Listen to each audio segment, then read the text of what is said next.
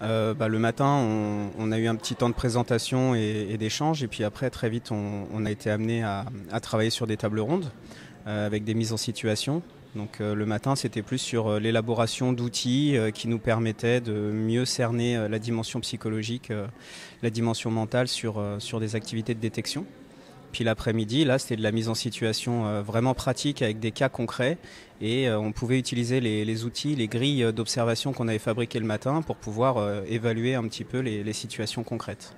Ce genre de mise en situation, de toute façon, c'est toujours très riche. On en apprend à chaque fois. Dès qu'on découvre de nouvelles personnes ou de nouvelles interactions, il y a des choses à prendre. Donc j'ai trouvé ça super enrichissant.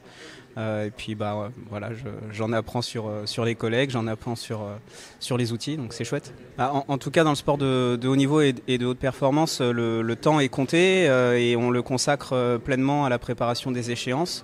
Et c'est souvent très difficile de sortir de nos environnements pour pouvoir échanger et apprendre des autres. Et finalement, oui, l'INSEP essaye d'organiser au maximum ce genre de temps parce que ça fait partie du travail pleinement. C'est du temps consacré à en gagner plus tard.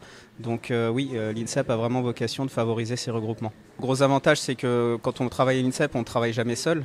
Donc il y avait de toute façon une proximité avec les autres disciplines et les autres collègues qui fait qu'on échange de manière tacite assez régulièrement. On va échanger dans les couloirs, on va échanger à table, on va échanger à la cafette.